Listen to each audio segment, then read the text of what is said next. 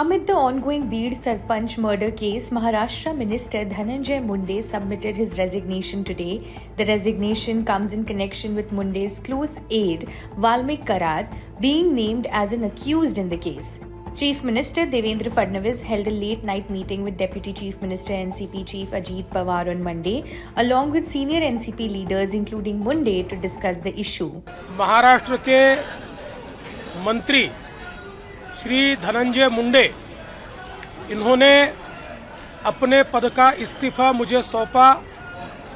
मैंने ये इस्तीफा स्वीकृत किया है और अगली कार्रवाई के लिए मैंने ये इस्तीफा राज्यपाल जी के पास भेज दिया है। The opposition demanded Munde's resignation after photos and court charge sheet details related to the killing of Masajog village Sarpanch Santosh Deshmukh surfaced, revealing the brutalities committed before the murder. Deshmukh, the Sarpanch of Masajog village in Beed district, was murdered on December 9, allegedly after he tried to prevent the accused's extortion attempt from a windmill company. On Monday, photos of his murder attached with the court charge sheet went viral, sparking an uproar.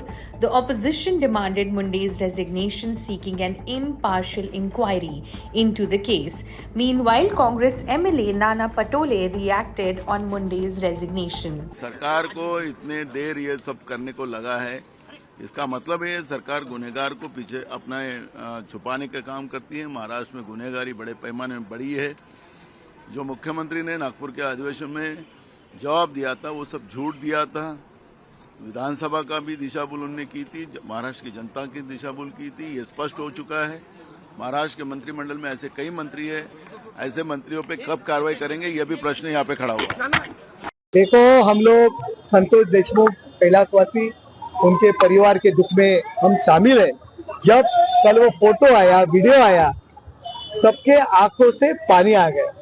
सबको बहुत बुरा लगा कि ये क्या चल रहा है, ये हिंदुस्तान है क्या है, ये क्या ब्रिटिश राजनीति है क्या मुगलशाही है।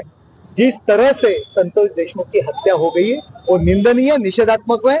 ऐसे लोगों को जो दोषी है, जो गुनहगार है, भर चौक में उनको फांसी देना चाहिए और उसी तरह हलाल करके उनको मारना चाहिए। फास्ट ट्रैक पे एक केस लेके भर चौक में उनको फांसी देना चाहिए। ये मांग लेके हम लोगों ने आंदोलन किया है। संतोष देशमुख परिवार वालों को न्याय दिला आपने आंदोलन किया जिस तरीके से, तो क्या कुछ मैसेज रहेगा जो विरोधी दल लगातार आरोप लगा रहे? देखो, विरोधी दल क्या कर रहे हैं हमें मालूम नहीं। पार्टी हम बाजू में रख रहे हैं। जिस तरह से उनकी हत्या हो गई है वो निंदनीय है। वो आरोपी को सजा होनी चाहिए। वो फास्ट ट्रैक पे भर चौक में उसको फांसी देना चाहिए। ऐसे अन्य मामले हैं वाल्मीकि करार के ऊपर, लेकिन कोई भी अब तक सामने नहीं आ रहा है। जो लोग के ऊपर जिससे घटना घटी उन लोगों की मैसेज रहेगा आपके पास? देखो, वाल्मीकि करार और उनकी जो गुंडाशाही है उसके सब मामले पुलिस निकालेंगे, अपना राज्य सरकार निकालेगी और उनके ऊपर कार्रवाई होगी। ओके। मस्साजोग के सरपंच संतोष देशमुख, इनका जिस क्रूरता से, जिस निर्दयता से खून किया गया है, उसके तस्वीरों ने साफ कर दिया है कि वहाँ की इस्टेब्लिशमेंट, वहाँ का राजनीतिक नेतृत्व किस तरह से अपने आप को सब कुछ समझता था। क्या कोई इंसान इस बात पे भरोसा करेगा कि देवेंद्र फडणवीस की सरकार, जो खुद मुख्यमंत्री है और गृह मंत्री भी है, उन्हें ये 2 महीने पहले पता नहीं था? जो तस्वीरें आज सामने आई, जो अपने आप में सारा गुनाह बयां करती है, क्या ये देवेंद्र फडणवीस जी को पता नहीं था?